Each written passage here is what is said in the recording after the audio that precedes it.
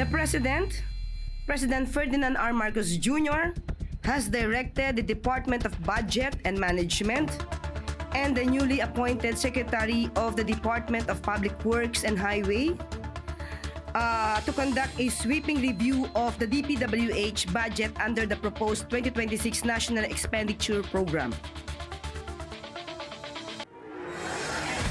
Nanganganib na matapyasan ang proposed 880 billion peso budget ng DPWH para sa susunod na taon. Pinarerepaso kasi ito ng Pangulo para maiwasan ang korupsyon. Ang bidding naman para sa mga proyekto, suspendido ng 2 linggo. Kailangan daw busisiin ang mga kontratista at silipin ang proseso. Habang gumugulong ang investigasyon, nadadawit ang isang senador sa umano'y ghost project sa Bulacan. Mauuwi kaya ito sa demandahan? Magandang gabi, ako po si Pinky Webb. Ako naman si Willard Cheng. At ako si Corina Sanchez Rojas sa mga kaibigan nating Kapampangan, Maya Pabengi. Simulan na natin ang agenda. Sa gitna ng alegasyong may mga irregularidad na naman, 2026 budget ng DPWH, pinarerepaso ni PBBM. Bidding sa mga locally funded project, itinatigil muna ni DPWH Secretary Vince Dizon. Mga iniuugnay sa flood control scandal, pinababantayan na rin sa Bureau of Immigration. Lisensya ng siyam na korporasyon ng mga diskaya revoke na. Dosenang luxury cars ng pamilya nasa Bureau of Customs na rin. Exclusive contractor ng milyon-milyong pisong halaga ng road stud project sa Batangas, pag-aari ng konsehal pero ang proyekto tila guni-guni lamang. Senador Joel Villanueva pumalag sa bashers mga nag-uugnay sa kanya at controversial former district engineer Henry Alcantara, kakasuhan daw niya. At kilalanin ang pumalit kay Anna Wintour bilang head ng US Vogue.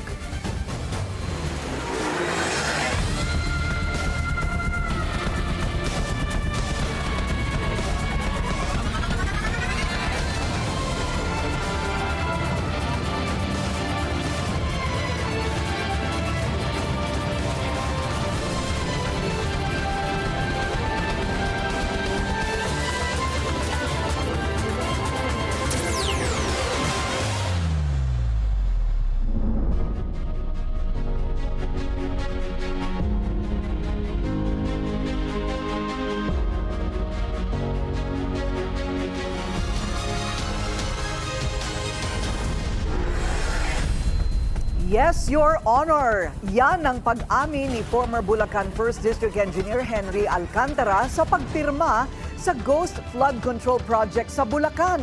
Kanyang inako ang kanyang kapabayaan sa pagharap sa Kamara. Yan ang agenda report ni Mavic Trinidad ng Abante.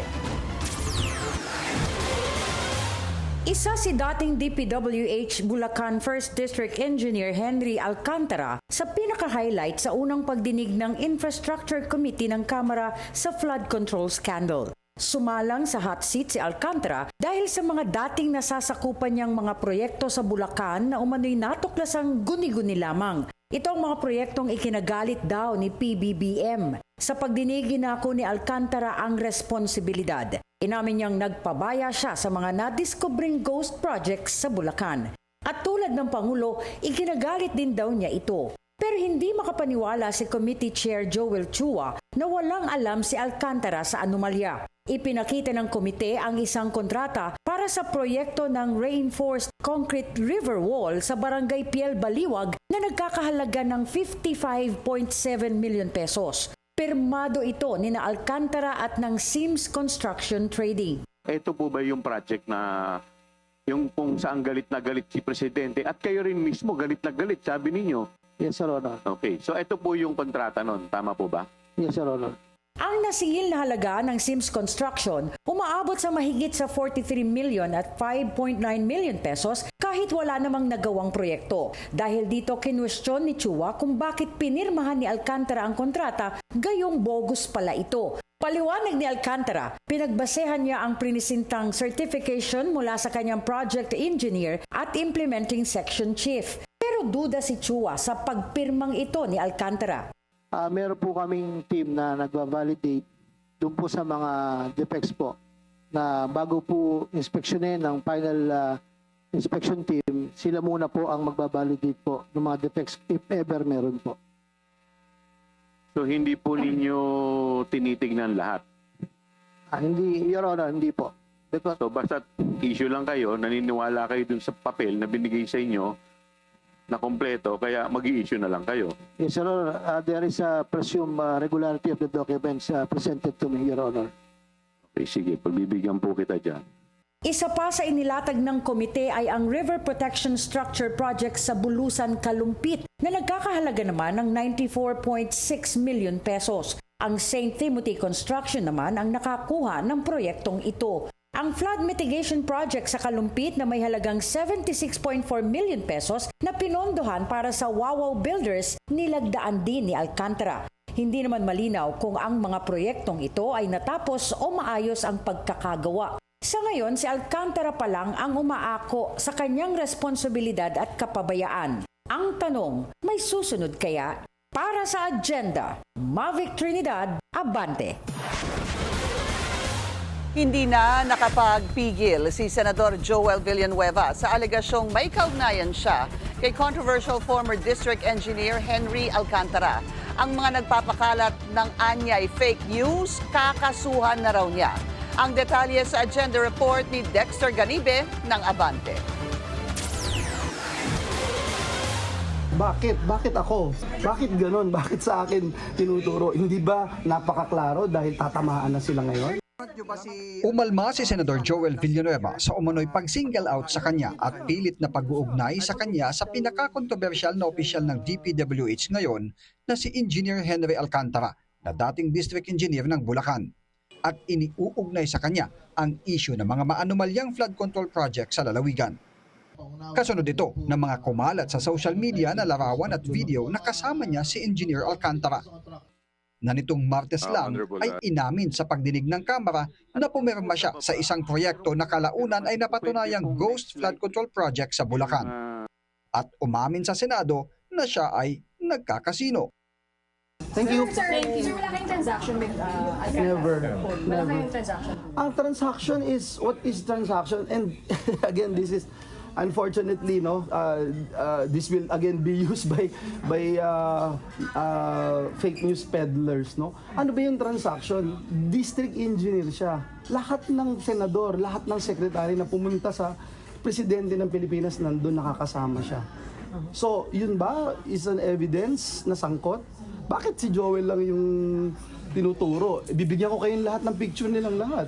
Bibigyan ko kayong lahat ng video nilang lahat. Ang tanging nag-uugnay lang anya sa kanila ni Alcantara ay magkababayan sila, parehong mula sa Bukawi, Bulacan. Pero sa nakalipas na 3 taon na niyang pagpuna sa mga pagbaha sa Bulacan, aminado si Villanueva na hindi niya personal na nakompronta si Alcantara. Na-confront nyo ba si Alcantara Hindi sa pa. last 3 years na pagbabaha na Well, pinupuntahan nyo? Nandito siya. I mean, Nandito siya nung hearings. Nandito rin kayong lahat.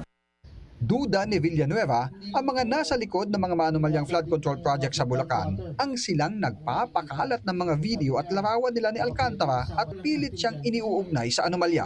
Yung mga nag-spread ng fake news, nag-usap na ho kami ng mga lawyers namin. Itong spreading of lies, it's too much. It's too much and if not ridiculous and preposterous. So we will also file cases against them. Dismayadoan niya siya sa mga opisyal ng DPWH sa Bulacan na kanyang mga kababayan kabilang na si Alcantara. Pero pinuri naman niya na kahit papano ay naging honest si Alcantara sa mga pagdinig, maging sa puntong pag-amin na nagkakasino siya, na kapag napatunayan sa korte, maaring humantong sa pagkakatanggal sa trabaho at hindi na makakahawak pa ng anumang posisyon sa gobyerno. Para sa agenda, Dexter Ganibe, Abante! Sweeping review, yan ang utos ni Pangulong Bongbong Marcos sa proposed 2026 budget ng DPWH. Ito ay matapos mapabalitang tila minamaniobra na naman ang pondo para sa mga questionableng proyekto. Narito ang agenda report ni Ivy Reyes. Matapos ipag-utos kay Secretary Vince Dizon na linisin ang DPWH, may bagong marching orders si PBBM. The President Ferdinand R. Marcos Jr., has directed the Department of Budget and Management and the newly appointed Secretary of the Department of Public Works and Highway to conduct a sweeping review of the DPWH budget under the proposed 2026 National Expenditure Program.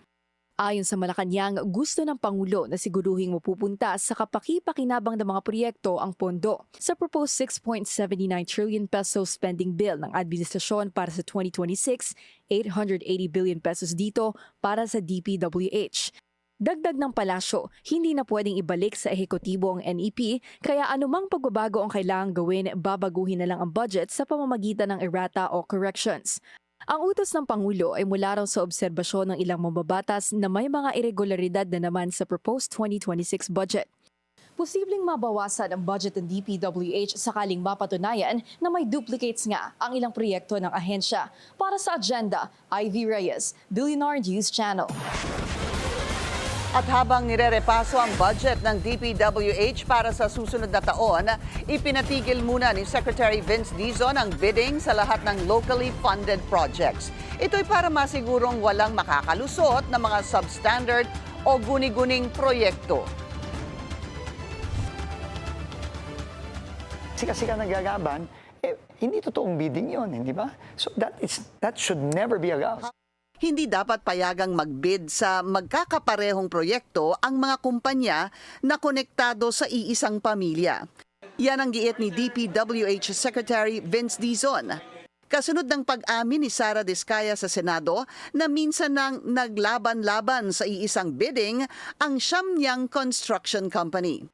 Sa On Point ng Billionaire News Channel, tinawag ni Dizon itong lokohan. This has to end. Enough is enough. Kaya para kay Dizon, dapat munang itigil ang bidding process sa proyekto. 2 linggo ang itatagal ng suspension. I need to look at the bids and awards committees that are there. Ilan ba sila? No, sino ba sila? That's very important. Very important. No, very important. Yung back. And ano yung proseso? No, ano yung proseso nila dyan? No? I have to find that out. So we have to pause, we have to review, and if we see something that we feel is not right, we have to revise those procedures. Base sa mga natanggap niyang inisyal na ulat, mayroong 50 hanggang 70 ghost projects. Kinumpirma rin ni Dizon na may problema sa panukalang budget ng DPWH para sa 2026. Una nang ibinunyag ni House Deputy Speaker Ronaldo Puno na may pondong nakalaan para sa ilang proyekto na nakumpleto na. We should not overcomplicate this. If it's a double entry and it's a project that needs to be built, then take out the other entry. And whatever the amount there, ibawas. Pabor din si Secretary Dizon na magkaroon ng flood control master plan. Anya, not having a master plan is a recipe for disaster. Wala nang takas ang mga dawit sa flood control scandal. Pinababantayan na sila sa Bureau of Immigration ni DPWH Secretary Vince Dizon. Yan ang agenda report ni Paulo Barcelon. Hiniling na ni DPWH Secretary Vince Dizon sa DOJ ang pagpapalabas ng Immigration Lookout Bulletin Order laban sa mga dawit sa flood control scandal. Una sa listahan ng tinaguriang flood control queen na si Sara Diskaya, ang kanyang asawang si Curly at ang kanilang pamangkin na si Roma Rimando ng St. Timothy Construction Corporation. Kasama rin ang GM ng Wawaw Builders na si Mark Alan Arevalo, pati na rin ang mga kontrobersyal na DPWH officials na sina Assistant Regional Director Henry Alcantara at Bryce Hernandez. Ang ilang pinuno ng mga kontrobersyal na DPWH contractor damay din sa lookout bulletin. Layo nitong bantayan ang posibleng paglabas nila ng bansa habang gumugulong ang investigasyon. First of all, I don't know these people, so I'm supposing because they have been called in Congress that they are still here, but we just want to make sure. No, we just want to make sure. Lookout ito, request for lookout. Wala pa namang kaso, so walang basis for a departure order. Dagdag ni Dizon, posible pang madagdagan ang mga nasa listahan kung kinakailangan. This is all part of the President's directives to hold people to account and to make sure that the department is cleansed from these people who have unfortunately not taken care of the people's money. Makikipagpulong daw si Dizon sa mga predecessor niya sa DPWH na sina Manny Bonoan, now Senator Mark Villar at Rogelio Singson para makuha ang kanilang insights pagdating sa pagmamanage sa ahensya. Mag-iikot din siya sa mga flood control projects sa buong bansa sa mga susunod na araw. Unang target niya, ang Bulacan. Para sa Agenda, Paulo Barcelon, Billionaire News Channel. Nakaladkad man sa flood control scandal ay umaksyon pa rin ang Philippine Contractors Association Board o PCAB laban sa mga diskaya. Hindi nito pinalampas ang umano'y sabwatan ng mga kumpanya ng pamilya. Ang detalye sa Agenda Report ni Joash Malimban. Revoke na ang lisensya ng 9 na Diskaya-owned corporations ngayong araw matapos mag-issue ng isang order ng Philippine Contractors Association Board o PCAB. Ayon sa PCAB Board Resolution No. 75, lumabag ang mga diskaya sa Government Procurement Reform Act of 2024 matapos aminin ng tinaguriang flood control queen na si Sara Diskaya na pagmamay-ari nila ang 9 na kumpanyang kumukubra ng bilyon-bilyong pisong kontrata sa pamahalaan. Dahil daw dito, may posibilidad na mayroong sabwatan na nagaganap sa mga bidding. Sa hearing ng Blue Ribbon Committee noong isang araw, inamin ni Diskaya na naglalaban-laban ng kanyang mga kumpanya pagdating sa bidding ng mga proyekto. Bagay na ikinagalit ni Senate President Pro Tempore Jinggoy Estrada. That is not a legitimate bidding. Dahil yung siyam na yon na naglalaban-laban sa isang award sa isang kontrata, iisa lang ang may-ari. So kahit sino doon, kahit sinong manalo ron sa bidding na yon, ikaw ang panalo. Dahil sa'yo lahat yun eh. Correct? Kabilang sa mga revoked na lisensya ay ang Alpha and Omega General Contractor and Development Corporation at ang St. Timothy Construction Corporation na parehong nasa top 15 most favored firms ng DPWH ayon sa ulat ni PBBM. Ngayong araw, iniulat din ni Iloilo City Mayor Raisa Trinescu na ang dalawang kumpanyang ito nag-ooperate ng mga proyekto sa kanilang lungsod na walang valid permit. Nabiguraw ang dalawang kumpanya na makakuha ng permit at napilitang magbayad ng 3.1 million pesos na buwis. Depensa ng legal counsel ng mag-asawang Diskaya, hindi naman daw responsibilidad ng kontraktor ang pagkuha ng permit at DPWH daw dapat ang nag-aasikaso nito. Dagdag ni Attorney Cornelio Samaniego, hindi pa nila nakikita ang umano'y revocation order ng lisensya ng Diskaya firms. Sa pagkakaalam ko, may extension to submit mga documents. Pero kung nirevoke ka agad, surreptitiously, may problema po tayo sa due process. Sinabi rin ni Samaniego na handang humarap ang kanyang mga kliyente sakaling ipatawag muli sa mga isinasagawang investigasyon sa flood control scandal. Para sa Agenda, Joash Malimban, Billionaire News Channel.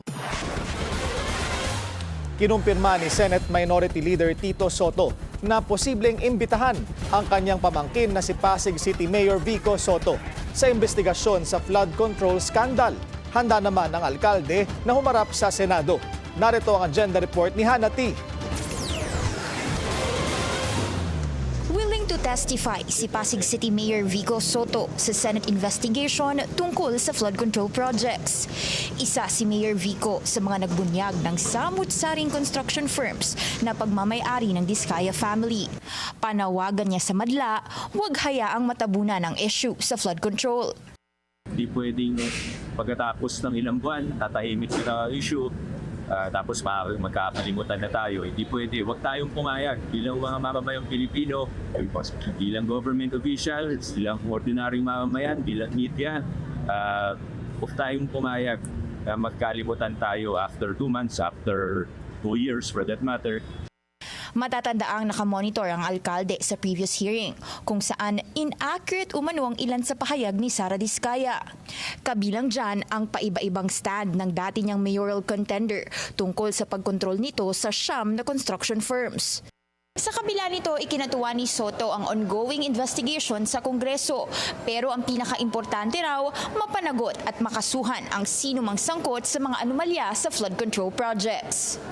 Pagdating sa mga kinumpiskang luxury vehicles ng mga Diskaya, sana rin daw, kasunod nito, matigil na ang maduming kalakaran o modus sa gobyerno. Ang porsyentuhan ng mga opisyal sa pondo ng flood control hanggang sa makapagbulsa rin ng mga contractor. bahala na po ang customs. Pero ang importante yung mga infrastructure projects na hindi na maulit. Kasi paulit-ulit na yung nangyayari sa atin eh. Nakikipag-ugnayan na ang Pasig City LGU sa gobyerno pagdating sa mga dokumento ng mga kontratista. Kabilang dito ang business permits dahil mukhang may fraudulence document daw ang ilan sa kanila na pwedeng gamitin sa case build-up ayon kay Soto. Kahapon may isang national government agency na humingi ng mga dokumento sa LGU. So binigay namin kaagad. Let's all do our part to make sure that the people who are guilty are held accountable. Katunayan, maging ang LGU nagsasagawa na rin ng parallel investigation tungkol sa flood control projects. Nag-submit na rin po ako sa DPWH ng sulat mula sa akin, mula sa lokal na pamahalaan para sa isang Freedom of Information FOI request for documents pertaining to flood control projects within our jurisdiction. Higit sa 100 ng kontratista ang balak imbestigahan ng Pasig City LGU. Para sa agenda, Hannah T., Bilyonaryo News Channel.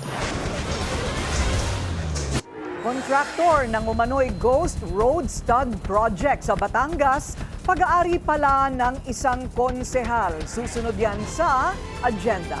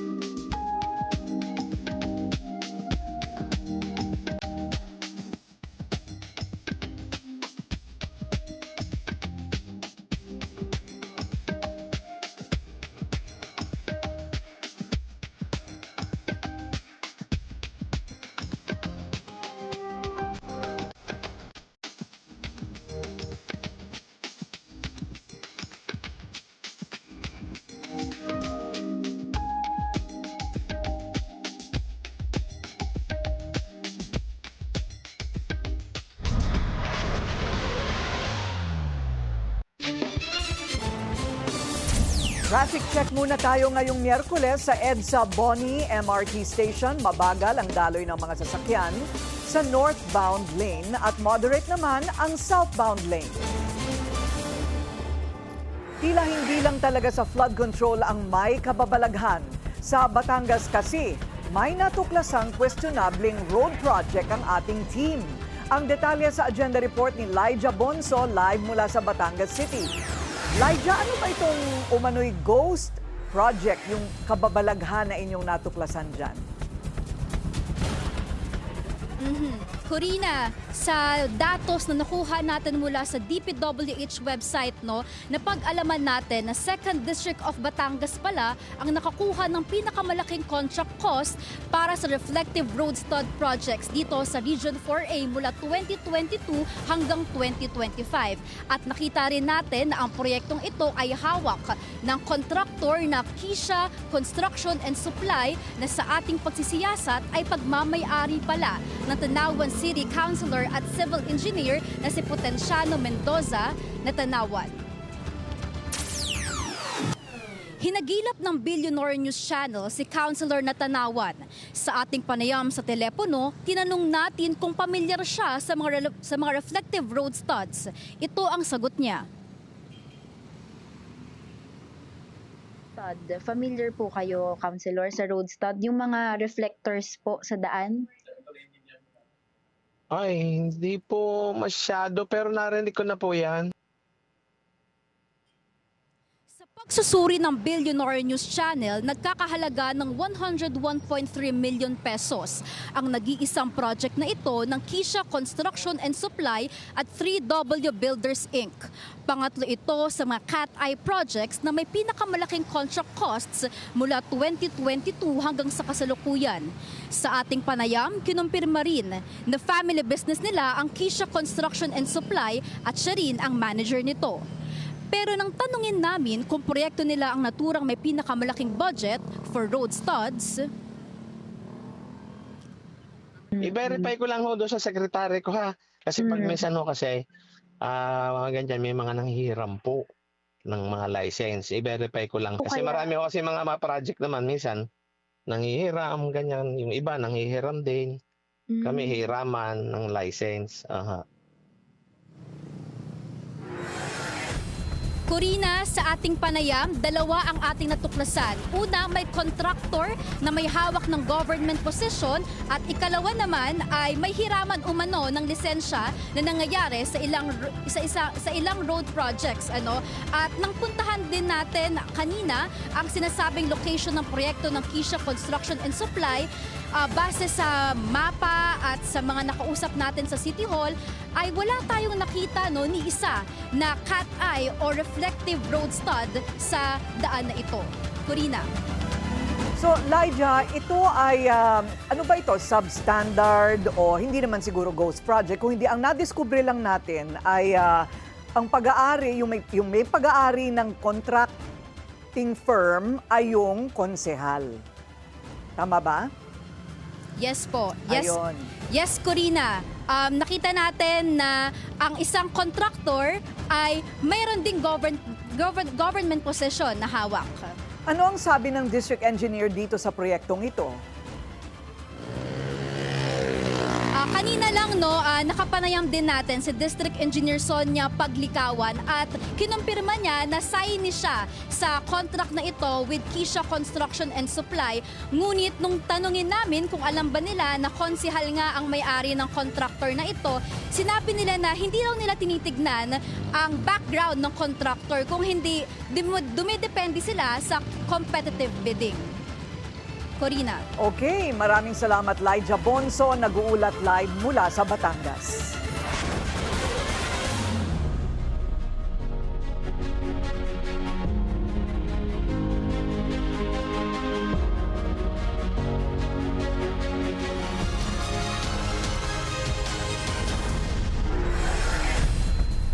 Pumalag ang Malacanang sa pahayag ni VP Sara na kaya raw tapusin ng isang araw ang investigasyon sa flood control projects. May resibo pa ang palasyo na laganap na ang anomalya, panahon pa lamang ng kanyang ama. Ang detalye sa agenda report ni Ivy Reyes. Ang Pangulong Marcos Jr., hindi po siya nagsasagawa ng investigasyon ala tokhang way. Nirerespeto ng Pangulo ang due process, nirerespeto ng Pangulo ang human rights. Kung totoo raw ang sinasabi ni Vice President Sara Duterte na kayang madaliin ang investigasyon sa flood control scandal, bakit hindi raw ito sinadjust ng bise sa kanyang ama noon? Dahil mismo ang dating Pangulong Duterte ay umamin na maraming ghost projects rampant noon. Ang tinutukoy ni Castro ng artikulo November 2020 pa. Ang DPWH, ang pinaka-racket dyan is yung ghost project. So walang delivery ghost project. Marami yan. Nakasaad dito ang pahayag ni former President Rodrigo Duterte na talagang talamak ang ghost project sa DPWH. Sinabi ng dating Pangulo na gusto niyang linisin ang kanyang gobyerno at tanggalin ang mga kurakot lalong-lalo na sa ahensyang ito. Pero, tanong ni Yusek Claire, may natanggal bang DPWH Secretary sa panahon ni Duterte? Wala. Pero December 2020, ipinag-utos ni FPRRD ang relief ng ilang district engineer ng DPWH. So muli, ang pag-iimbestigang ito para sa taong bayan, hindi para sa pamumulitika. Ginagawa ito ng Pangulo kahit tatamaan ang kanyang administrasyon. Absolutely preposterous. Yan ang tingin ng palasyo sa patutsada ng bise na kamakailan lang ay sinabing tila nalilibre ang administrasyon ng advice tungkol sa flood control projects mula sa kanya. Para sa agenda, Ivy Reyes, Billionaire News Channel. May bangayan na naman sa Kamara ang dapat sanay sagutan sa pagitan ng mga mambabatas at resource persons sa flood control investigation na uwi sa girian ng mga kapwa kongresista. Yan ang agenda report ni Joan Manalo. Nagkainitan sina Deputy Speaker at Iloilo Representative Janet Garin at Sagip Portalist Representative Paulo Marcoleta sa pagdinig ng House Infrastructure Committee kahapon patungkol sa mga maanumalyang flood control project. Gigisahin dapat ni Garin si former DPWH Secretary Manuel Bonoan kung paano pinoproseso ng ahensya ang kanilang project proposals hanggang sa pagbuo ng annual budget. Pero si Marcoleta biglang nag-point of order. Sorry to interrupt. Hindi po kaya nabanggit na po ni Secretary Bonoan yung tanong po ni Congresswoman Garin sa pagtatanong po ni Congressman Erice. This is just a duplication of the question propounded by Congressman Erice. But I think we have to give her the honor of asking the question. Even if it's a repetition of what was asked Mr. earlier. Chair, what rule did my question violate? Dito na nagsimulang magalit si Garin. May I appeal to our colleagues, magrespetuhan tayo. Kung tiyempo nyo naman, pwede kayong magtanong. What law did I violate in asking a question, Mr. Chair? Hindi na po ba ako pwedeng magtanong? Kailangan ba yung tanong ko ipaalam ko kay Congressman Marcoleta? Pero hindi nagpatinag si Marcoleta. Binanggit ko lang po na natanong na po kasi ni Congressman Erice yung pong katanungan ng ating That's why, Mr. Chair, mambabatas. I mentioned that my questions is in line with the question of Congressman Erice. That's why I'm setting the premise. Let's move forward, Mr. Chair. Sayang ang oras. Natapos ang mainit na sagutan ng dalawa nang pinayagan ng magtanong si Garin. Hindi ito ang unang beses na may nakabangayan si Garin sa pagdinig kahapon dahil nakasagutan din ito sina Votas Representative Toby Tiangco. Person. Mr. Chair, sorry. Comsec, can you show this para lang sabihin hindi ako Mr. Chair, with nagsikwento? due courtesy. Wait, I have the floor. Yeah, i-correct I have ko the lang. floor. Yeah, but I have Mr. the floor. No, Mr. Chair. I have the floor. Just to on the I have the record. floor. Nag-ugat ang kanilang bangayan sa mosyon ni Caloocan Representative Edgar Erice na imbitahan sina former House Appropriations Committee Chair Zaldi Co at former Senate Finance Committee Chair Grace Poe sa pagdinig. Para sa agenda, Joan Manalo, Billionario News Channel. Walang takas sa investigasyon na ang ilang senador na umano'y may koneksyon sa flood control contractors. Partikular dito ang mga tumanggap umano ng campaign donations. Narito ang agenda report ni Hannah T. Sureball na tatalakayin ng Senado ang koneksyon ng ilang senador sa contractors ng flood control projects. Yan ang pagtitiyak ni Senate Minority Leader Tito Soto. Sa kabila kasi ng pagiging present ng top 15 firms sa nakaraang Blue Ribbon Committee hearing, tila obvious na hindi sila tinanong tungkol sa koneksyon sa mga senador.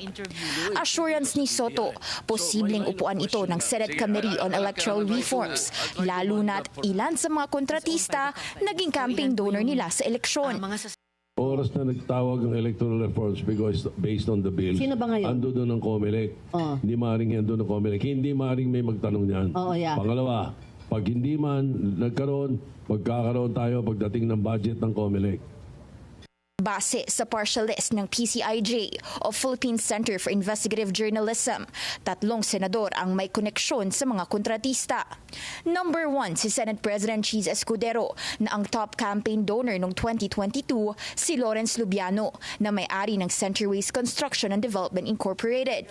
Sumipot si Lubiano sa pagdinig pero hindi siya natanong tungkol dito. Number 2 naman si Senator Joel Villanueva.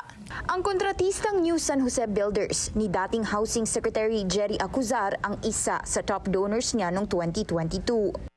Si Senador Bongo naman, anak ng owner ng CLTG Builders, habang kapatid ang may-ari ng Alfrego Builders and Supply. Una na ring tinanggi ng 3 mambabatas ang involvement nila sa contracts ng mga nasabing kumpanya. Si Senator Ping Lacson ang mangunguna sa pagtalakay nito na siyang chairman ng Electoral Reforms Committee. Siya rin ang nagpaputok ng porsyentuhan ng mga opisyal sa flood control. Alam mo, aside from being very good PNP chief, chief of police, magaling na investigador yun. Posibleng sumalang din sa Q&A si Senator Mark Villar pagdating ng budget deliberations ng DPWH. Hindi rin kasi siya tinanong tungkol sa role nito sa flood control projects bilang kalihim noong Duterte administration. Tiniyak ni Soto na walang agreement para pagtakpan ang kaugnayan ni Villar sa issue. Wala naman kaming ganun. Wala naman, hindi naman nabibring up pa eh. Ewan ko kung mabibring up sa susunod na hearing pa sa ano yan. Pero paggawa ng batas nito, Kailangan yung mga nakakaalam, may dapat tanungin natin. Hindi raw pwedeng hindi balikan ang nangyari sa 2025 budget kung pag-uusapan ang pondo para sa susunod na taon.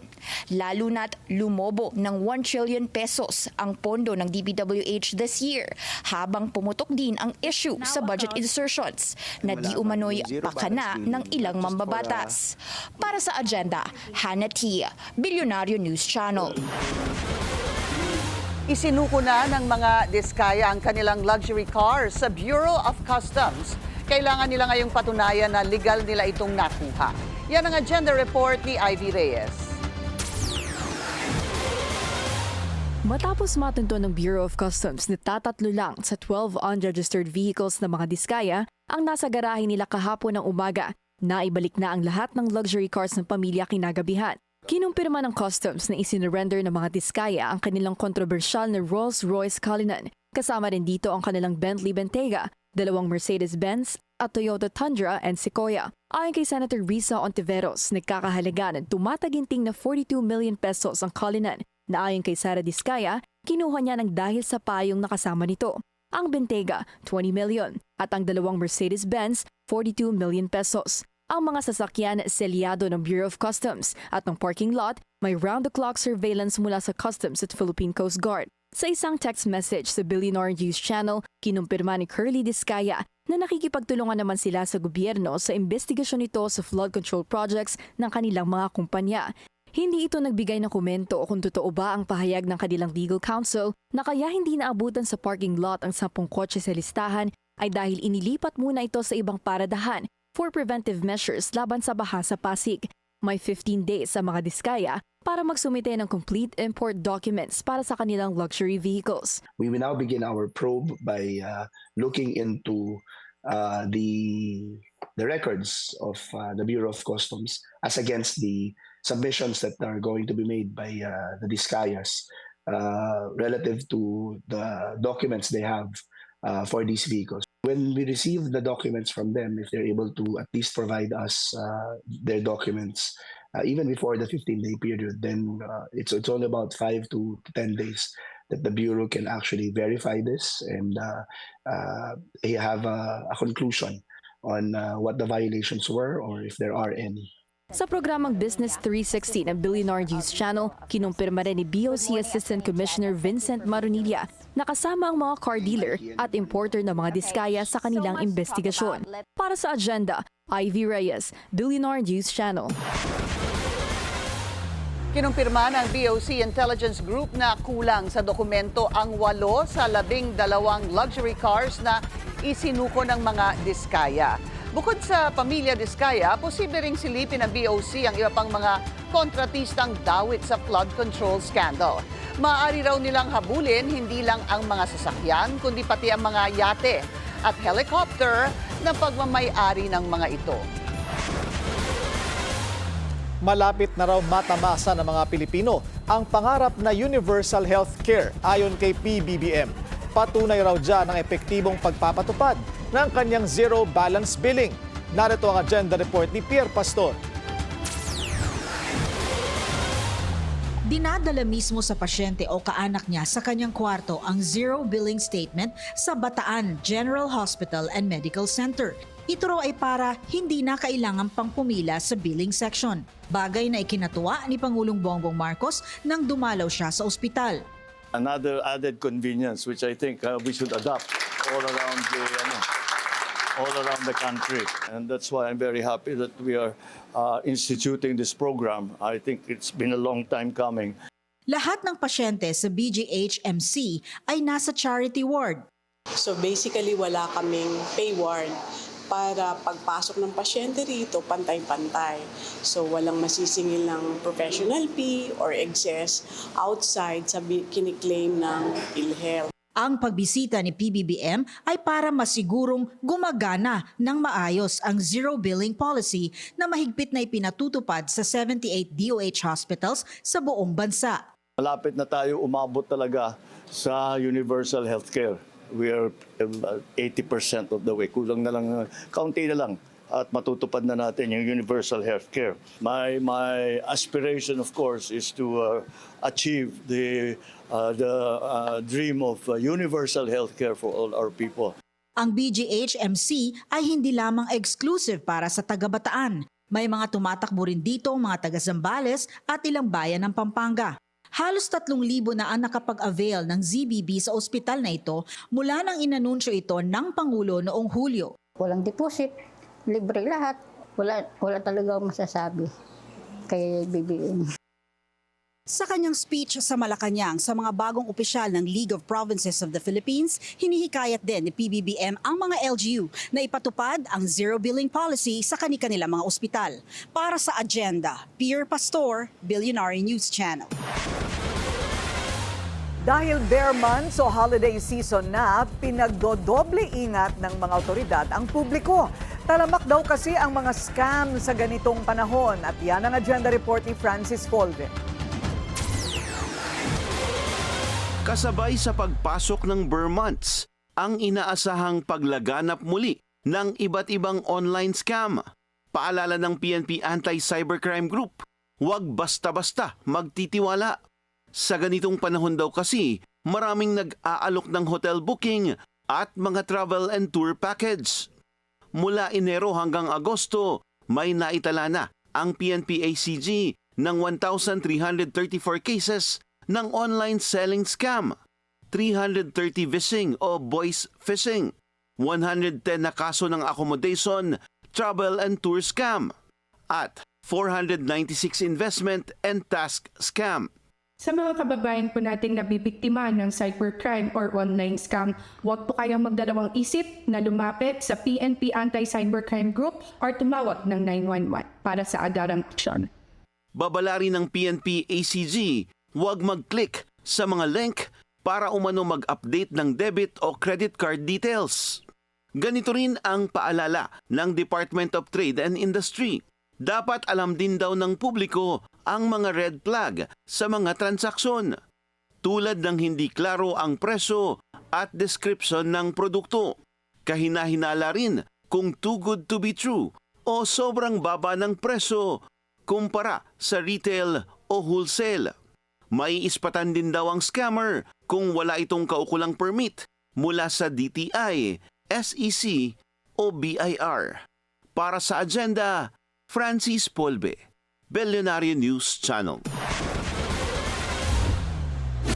Mag-asawang Diskaya minsan na raw nakasama si PBBM at ilang kaalyado ni FPRRD. Susunod yan sa Agenda.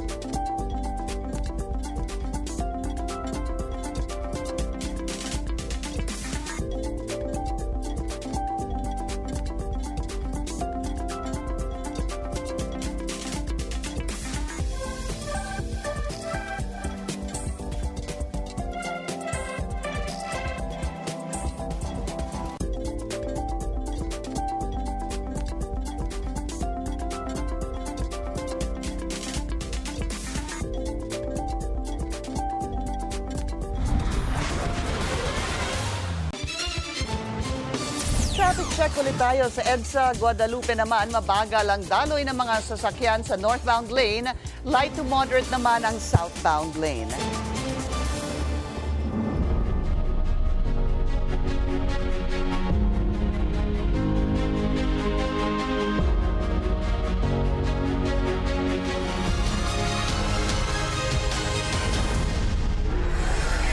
Nasa sentro ng investigasyon sa flood control scandal ang mag-asawang Diskaya.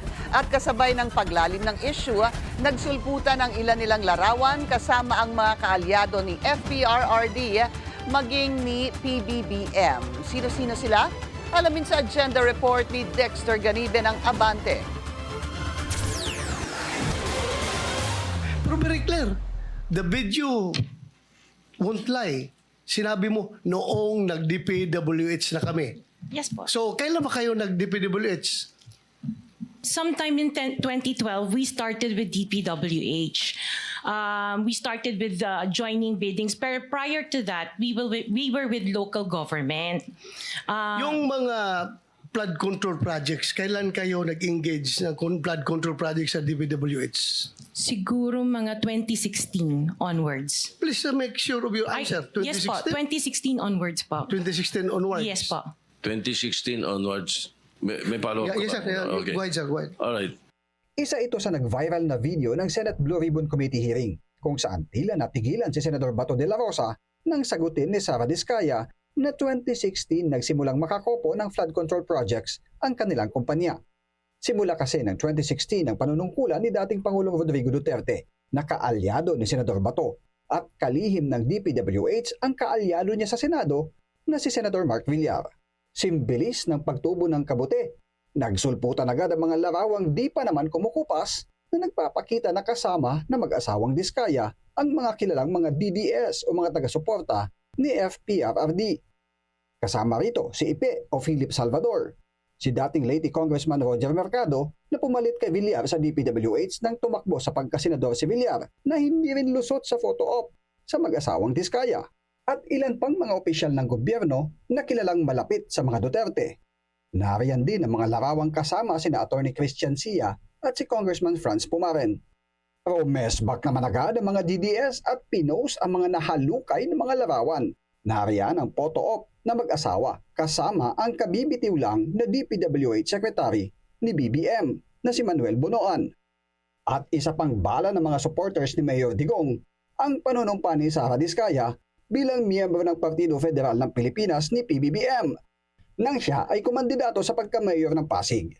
Bukod sa mga Diskaya, nagsulputan na rin ang mga larawan ni dating DPWH Bulacan District Engineer Henry Alcantara kasama sina Pangulong Bongbong Marcos at Bulacan Gov. Dan Fernando at dating Senador at ngayon DepEd Secretary Sonny Angara, maging si dating Senador Bong Revilla.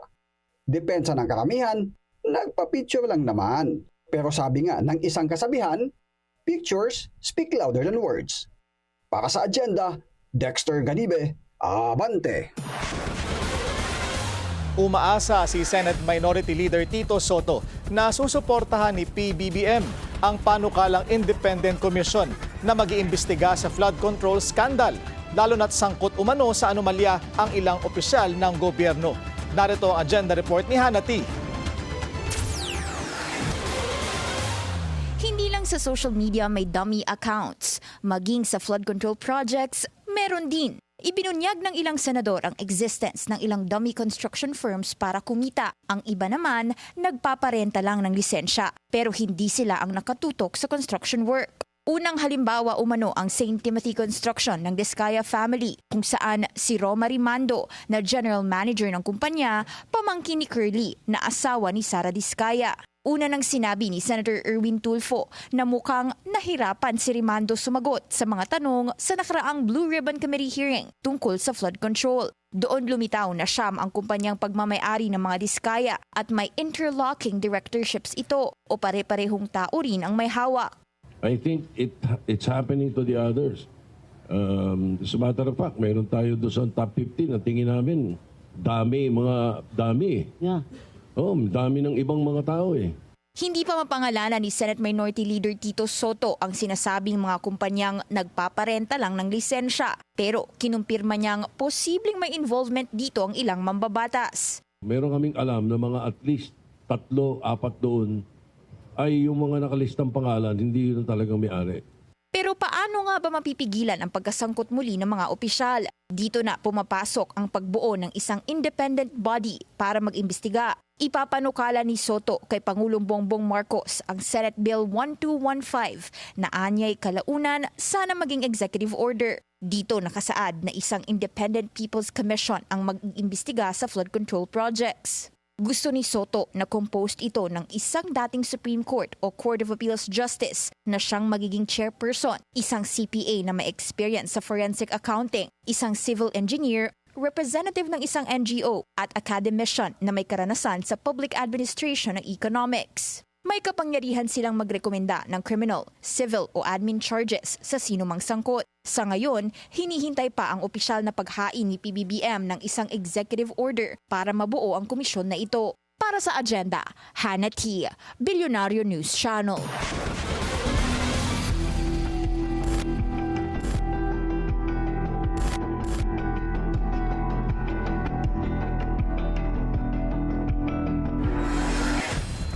Panibagong administrative complaint ang isinampa sa 4 na pulis na sangkot umano sa kaso ng mga nawawalang sabungero. Ang detalye sa agenda report ni Joash Malimban. Nagtungo sa tanggapan ng Napolcom sina Elizabeth Soto, Milagros Estacio at Roger Mateos para ihabla sina Lieutenant Colonel Ryan J. Orapa, Major Mark Philip Almedilla, Staff Master Sergeant Mark Anthony Manrique at Staff Sergeant Edmond Muñoz. Ayon sa 3 complainants, ang mga pulis daw na ito ang suspect sa pagkawala ng kanilang mga anak sa magkakahiwalay na police operations mula February hanggang April 2021. Ayon sa isa sa mga complainant, mga tao umano ng NCRPO Regional Drug Enforcement Unit ang mga pulis na kanilang sinampahan ng reklamo. Pinagbibintangan at dinukot pero walang kinalaman doon yung anak ko. Ani Napolcom Commissioner Rafael Calinisan, tinitingnan pa nila ang anggulo ng possible link ng war on drugs ni dating Pangulong Rodrigo Duterte at ng missing sabungeros dahil sa posibilidad na iisang grupo lang ang nasa likod ng enforced disappearances. Importante ito kasi makita natin yung link nung dalawang events na ito. Kaya kailangan natin talagang himayin. Hindi po pwedeng yung investigasyon mababaw. Kasalukuyang nasa 90-day preventive suspension ang mga inireklamong pulis matapos sila unang sampahan ng reklamo ng whistleblower na si Julie Dondon Patidongan. Matatanda ang sinabi ni Patidongan na si Lieutenant Colonel Orapa ang team leader ng pagdukot sa mga sabongero at tumatanggap umano ng 2 million pesos per month mula sa itinuturong mastermind na si bilyonaryo gambling boss Charlie Atong Ang. Para sa agenda, Joash Malimban, Bilyonaryo News Channel.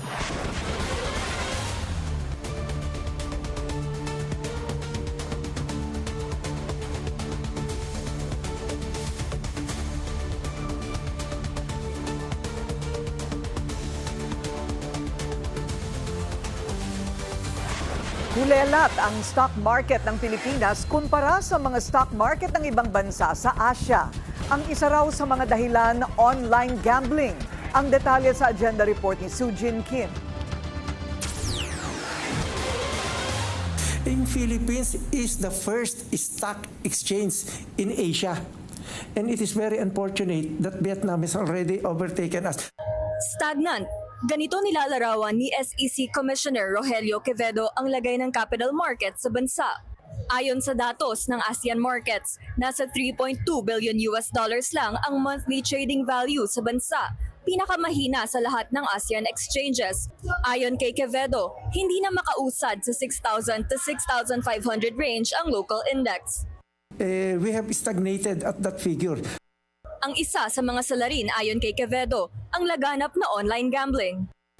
Ang kompetensya ngayon ng investment sa stock market is gambling. The gambling sector is actually competing and actually beating the stock exchange.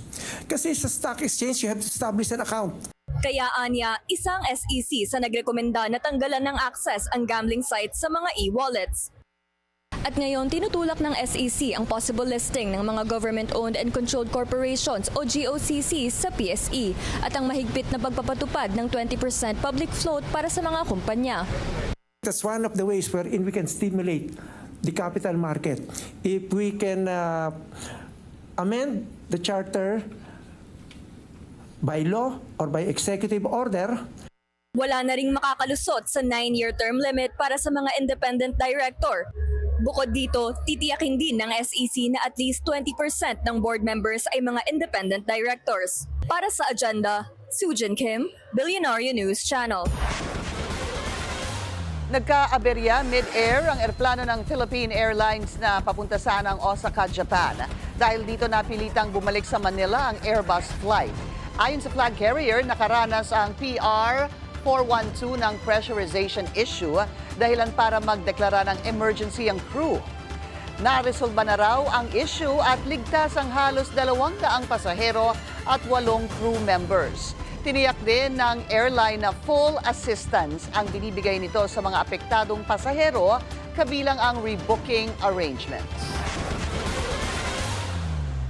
Naihatid na sa kanyang huling hantungan si Rojas family matriarch Judy Araneta Rojas. Ginanap ang libing kanina sa Loyola Memorial Park sa Marikina City. Dinaluhan ito ng kanyang close family and friends, kabilang si dating Vice President Leni Robredo. August 26 nang pumanaw si Araneta Rojas sa edad na 91. Itinuturing siya bilang isa sa mga mahalagang personalidad sa lipunan at sa mundo ng negosyo. Pinangunahan niya ang Jerry Rojas Foundation at J. Amado Araneta Foundation. Siya ang ina ni dating Senador Mar Rojas.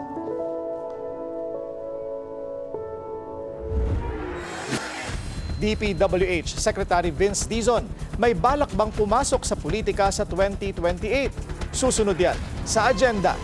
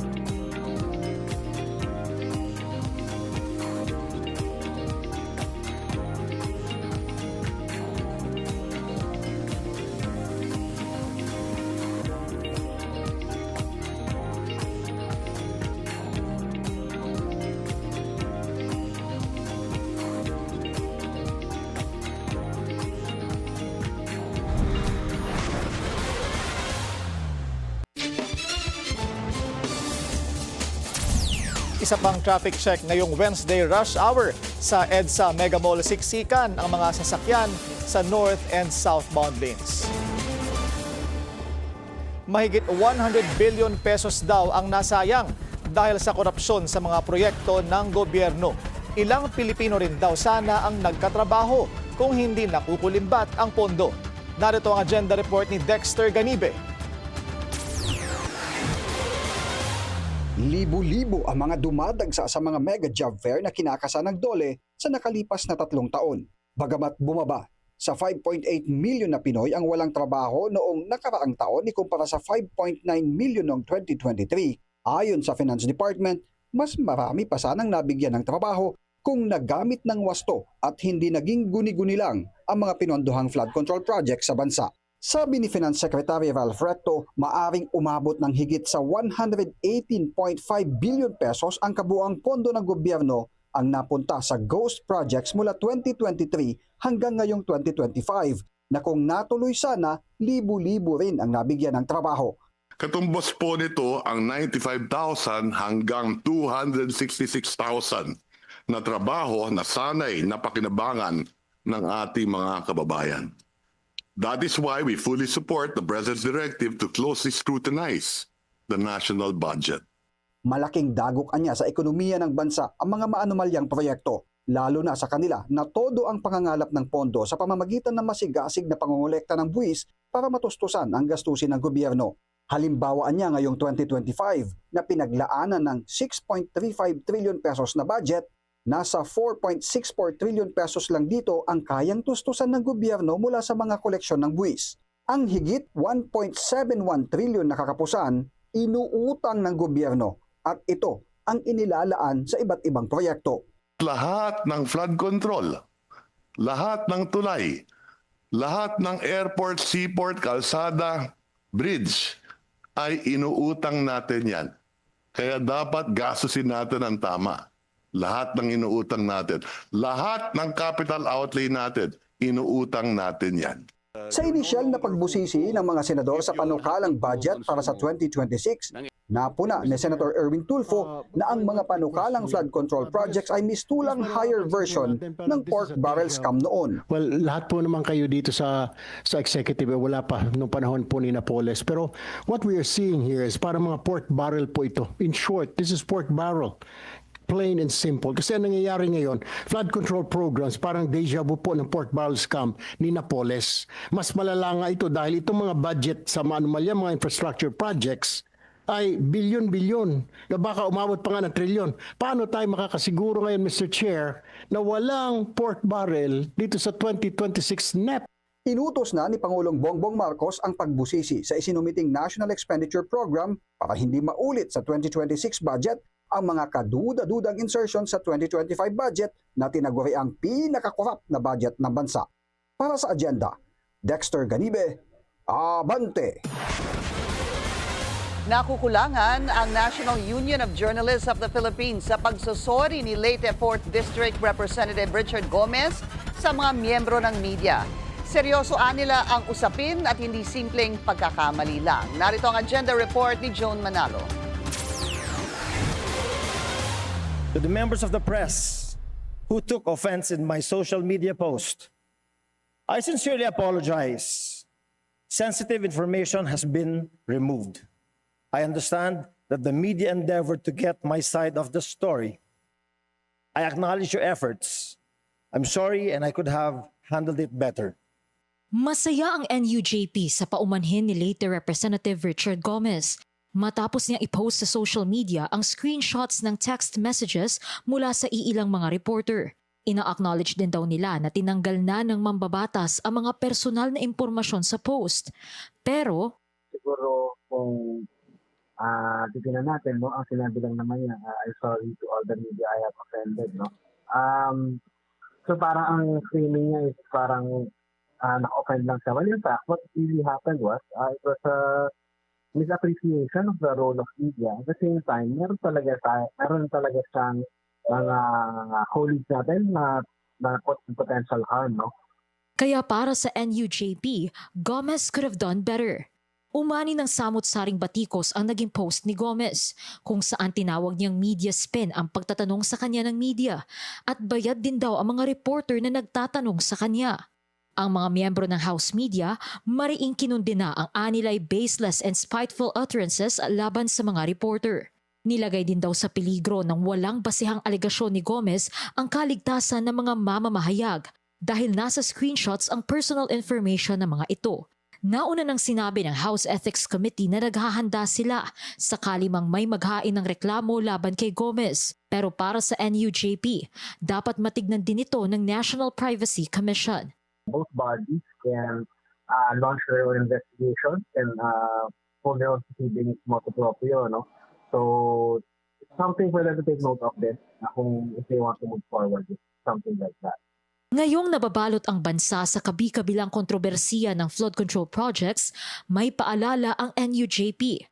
Trabaho ng media na magtanong dahil sa puntong ito, nais nang malaman ng lahat kung ano nga ba ang katotohanan. Para sa agenda, Joan Manalo, Billionario News Channel.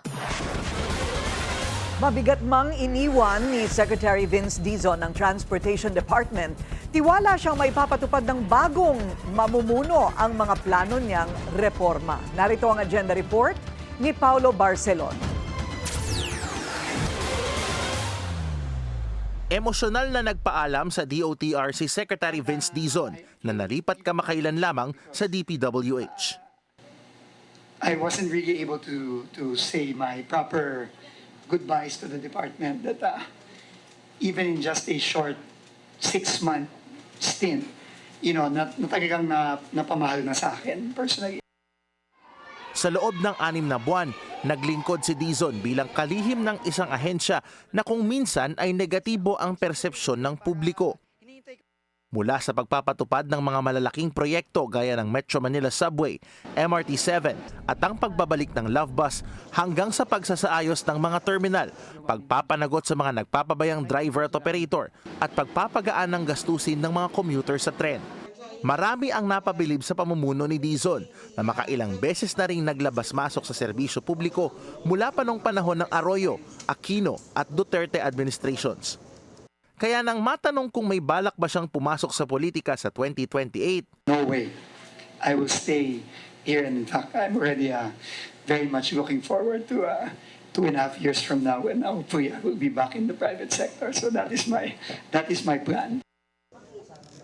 Ngayon, na kay Secretary Giovanni Lopez na ang bola para sa pagpapatupad ng mga proyektong naiwan ni Dizon. Mula sa pagsasaayos ng mga kalsada, pagpapanagot sa mga kamote driver at maging pagsisiguro na makukumpleto ang big ticket transportation projects, malaki ngayon ang expectation sa bagong pamunuan ng Department of Transportation.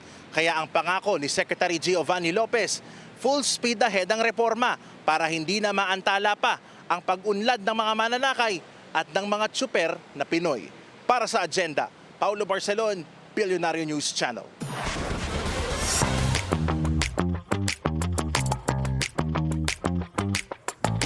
US Vogue, my bagong queen. Inappoint na si Chloe Mal as head of editorial content. She replaces Anna Wintour, who shocked the fashion world in June after stepping down from the role she held for nearly 4 decades. Higit 10 dekada na rin si Mal sa prestigious magazine, with her most recent role being editor of Vogue.com. Co-host din siya ng weekly podcast ng Vogue na The Run-Through. She is also the daughter of actress Candice Bergen and filmmaker Luis Mal. Wintour, meanwhile, remains Vogue's global editorial director and chief content officer at Condé Nast.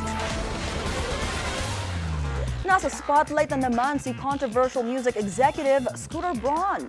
That's as multiple reports say he and Sydney Sweeney are casually dating.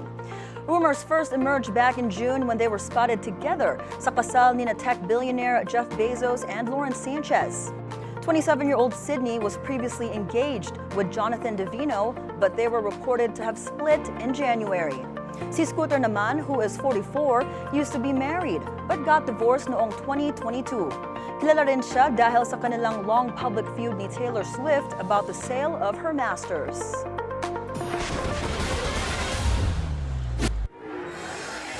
Pinay tennis ace Alex Ayala umabante sa Guadalajara Open. Susunod yan sa agenda.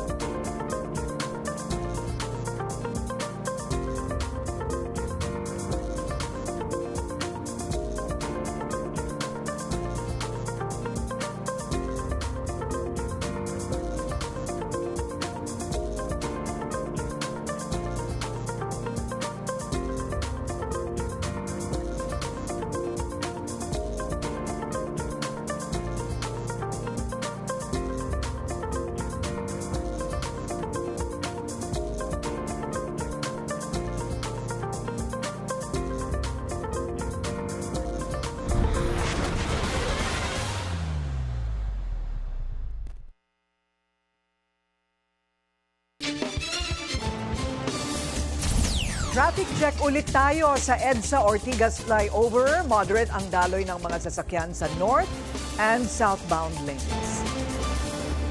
Isinusulong ng tinaguriang House Young Guns ang pagbaba ng minimum age requirement para sa pagkapangulo, vice-presidente at senador. Sa ilalim ng kanilang panukala, dapat may constitutional convention para gawing at least 35 years old ang presidente at VP imbis na 40 at 30 naman ang senador sa halip na 35. Ayon sa mga kongresista, higit kalahati na ng populasyon ang under the age of 30. Git nila globally competitive, socially aware at capable of national leadership ang Filipino youth. Kabilang sa House Young Guns, sina Congressman Paulo Ortega, J. Kong Hoon, Ernix Dionisio at Zia Alonto Adyong.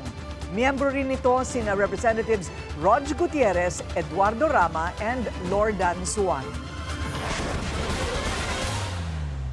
Patuloy na isinusulong ng Philippine Retirement Authority ang Special Resident Retirees Visa. Bukas ito para sa Americans na gustong magstay for life dito sa bansa. Narito ang agenda report ng ating U.S. correspondent, Steve Angeles. Dahil sa tourist destinations, hospitality at sa taas ng dollar to pesos exchange rate, tuloy ang Philippine Retirement Authority's push para sa Special Residence Retirees Visa for American retirees. Nagbibigay ng multiple entry at indefinite stays ang SRRV. May kasama ring perks like exemptions from travel and custom taxes. The SRRV, or the Special Resident Retirees Visa, is the one that brings nexus to tourism and retirement migration.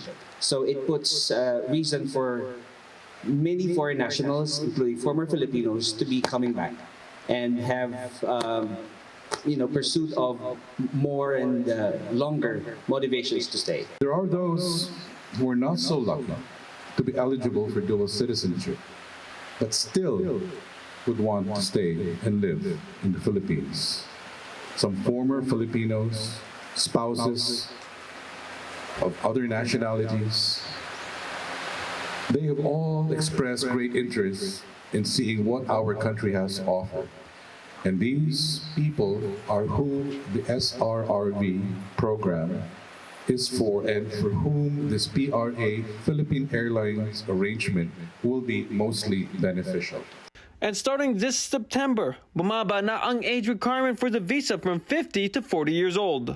Philippine Airlines is also working with the PRA to extend travel perks to SRRV holders. Through this collaboration, holders of the Special Resident Retiree Visa, or the SRRV, will now enjoy exclusive travel perks whenever they fly with PAL from our U.S. gateways, LA, San Francisco, Seattle, Honolulu, and JFK to Manila, and vice versa. The whole of the Philippines. These SRRB card holders will receive 5% on economy class and 8% on business class. Nagsimula ang special visa mga 40 years ago at may mga 80,000 retirees na ginagamit itong visa. The application process includes several requirements, including financial documentation, proof of pension, and background checks. Bawal daw mag-apply ang operators and workers of POGOs. May bayad ang visa, $1,500 sa application fee, at $50,000 deposit para sa housing, plus annual fees. Babawasan ang fees and financial requirements for former Philippine nationals. May mga interesadong Americans katulad si Carson City Councilman Jim Deere na may asawang Pinay. Originally, I was thinking of, visiting the Philippines frequently, but not retiring there. But after seeing this program today, I think this is a really great idea. And the locations around the Philippines that you can choose to live, the choices, and the arrangement financially makes it really attractive. At hindi lang paradise for those choosing to retire in the Philippines, their choices could also help affect local economies. Filipino-American community leader Ellen Sansom, isang dementia care speaker at founder ng American Geriatric Care Management, believes an influx of foreign retirees can give the Philippine economy a major boost. That's home. That's home. Before, I thought I'll just stay here. But every time I go home, especially now because I found my advocacy, I still want to help everybody to understand dementia and the right language and approach to care and invite other Filipinos. Para kay Ellen, matuturing paradise ang retirement in the Philippines. Para sa Agenda, Steve Angeles, Billionario News Channel, Los Angeles. Tuloy ang pamamayagpag ng Pinoy sa mundo ng palakasan. Pasok na sa Guadalajara Open si Pinay tennis star Alex Ayala. Wagi rin ang Philippine team sa torneo sa Malaysia. Yan ang agenda report ni Sheila Salaysay.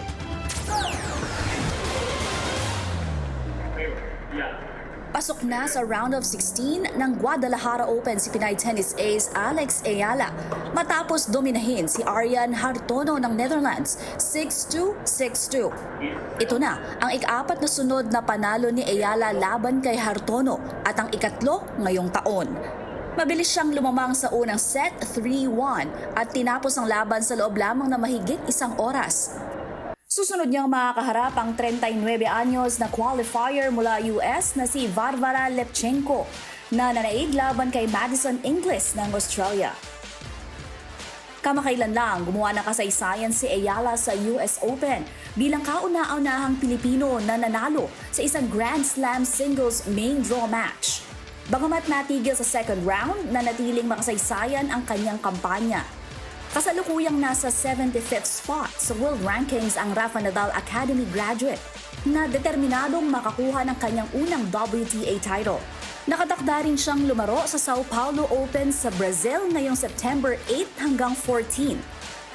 Samantala, muling nagpakitang gilas ang Team Philippines sa 2025 Asia Pacific Paddle Cup sa Selangor, Malaysia. Sa finals, tinambakan ng Nationals ang Hong Kong 3-0 sa unang 3 kategorya upang tuluyang makuha ang kampyonato. Pinangunahan ng veteranong si Johnny Arcilla na nagsilbing inspirasyon sa mas batang miyembro ng koponan, sina RJ Lance Canizares, Joanna Tauhi Tan at Mariam Yasmin Garcin na naghari sa men's, women's at mixed events. Itinanghal na men's MVP si Arcilla, may-ari ng 10 PCA titles sa higit 2 dekada ng karera, habang women's MVP naman si Tan. Para sa agenda, Sheila Salaysay, Billionaire News Channel. Dadaan pa sa butas ng karayom ang Pure Blends Corporation bago makapaglaro sa Asia's first Play for Pay League. Ayon kay PBA Commissioner Willie Marcial, kailangan itong makakuha ng sapat na boto mula sa PBA Board. Pure Blends ang napabalitang bumili sa prangkisa ng Northport Batang Pier sa halagang 90 milyon pesos. Sakaling mabasbasan, dala ng koponan ang mga kilalang pangalan tulad ni Calvin Abueva, Joshua Monson at Cade Flores.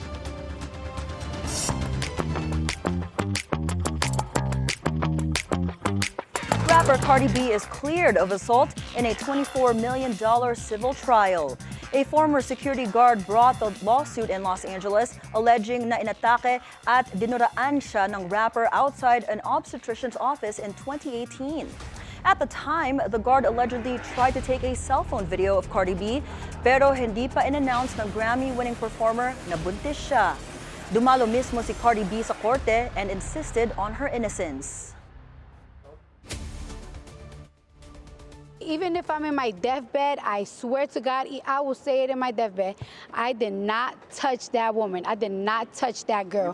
I didn't lay my hands on that girl. And with that being said, this time around, I'm gonna be nice. The next person to try to do a frivolous lawsuit against me, I'm going to countersue. And I'm gonna make you pay. In their mom and dad era na talaga sina Millie Bobby Brown and Jake Bon Jovi. On Instagram, Millie posted a picture of her husband and their little one in a baby carrier sa airport. This is our first glimpse sa kanilang adopted baby girl. May 2024 nang ikasal sina Millie and Jake after 3 years of dating. They announced they have adopted a daughter just late last month.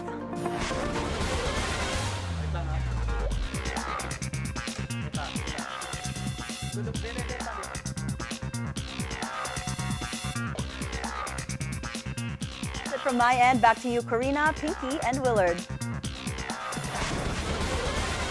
So parang desidido nga ang ilan sa mga miyembro ng Kamara na pababain ang edad ng mga pwedeng tumakbo Sa senador. President. Kasi pinag-usapan lang natin. Oo, pinag-usapan na. Senador, Presidente, and Vice Senator, Vice President, and President. So gusto nila ang senators ngayon pwede nang eligible ka kapag 30 years old. 30 years old. From 35. Oo. Tapos Vice President and President, pwede na dapat pag 35 years old Instead of ka. 40. Yeah. So, Yes. binababaan nila ng 5 years. Oo. Pabor ako dyan. Pabor ako Pabor dyan. ka? Yes. Bakit? Kasi feeling ko age is not necessarily a sign of wisdom. Lalo na sa politika. Kasi minsan mas magagaling pa yung mga taga-student council. Grabe ka naman magsalita. High school, grade school. Grabe ka Tapos, naman. yung mga may edad. Presidente yan ng student council nila. Presidente ka ba ng student council? Hindi. Pero klase. Class Pero president. mukha. Oo. Pero class president. Sa bagay, sometimes, you know, my son Pepe, Yeah. he's 6 years old, he makes more sense. Di ba? Kasi ang tendency ng mga may edad na sa Kongreso, lalo na sa Kongreso, nakakalimutan na nila yung mga natutunan sa GMRC. Correct. Di ba? Alam mo, Wala na tinanong eh. ko ang ChatGPT. Sabi niya, a person becomes mature through the frontal lobe of the brain, Kala mo, continue maturing until mid to late 20s. But this can be measured, kailangan i-measure by key signs of maturity including taking responsibility for one's actions. Okay. Controlling impulses. Okay. Mga knee-jerk reaction na biglang pinopost. Sandali, pasok ba tayo dyan? Ha? Yung mga knee-jerk reactions? Ay, Tayo, ako, I isipin think natin. 10 times before, dapat ganon, di ba? Lalo na kung ikaw ay isang politiko. Oo. Kasi alam mo, yung isang post lang, kita mo si Richard Gomez ngayon, di ba? Isang post lang, marami kang buhay ang pwedeng maapektuhan. Right? And especially if you have a position of trust and credibility, mas malaki ngayon ang iyong responsibilidad. Hindi ba? O, I share the concern of yung mga... Saan na tayo napuntang usapan? yung mga taga-NUJP at mga kasamahan natin sa They're not Congress, happy sa House with that. media, they were not happy about the apology, non-apology of Kasi hindi Congressman tinake Richard down Gomez. yung post. Hindi tinake down yung main post, yung mga screenshots lang. So, ibig sabihin, parang hindi niya nire-retract yung sinabi niya na may media spin at bayad ito. And we know for one na hindi bayad si Josh, di ba? Right. Si Joash and our mga colleagues sa House media. Oo, Joash, manlibre ka naman, bayad ka daw. Ayan. Pero, mas tayo ay bibilib kay Kong Richard Gomez kung i-take down niya yung post na yan. Oo. That is the true sign of maturity. Yan. And Ilan taon na ba si sincerity. Goma ngayon? Oo nga, may 60 na ba? Wala pa. Wala pa. Siguro baka 50s. 50s. Tanong si ChatGPT. ChatGPT, sandali lang. Baka O, wala sige, na tayong oras magpaalam dyan. muna tayo. Oo. Habang nagchat-ChatGPT ako. Yan po ang ating agenda ngayong gabi. Ako po si Pinky Webb. Ako naman po, si Willard Check. At ako si Corina Sanchez Rojas. Sa bawat issue may anggulo. At ang balita may agenda.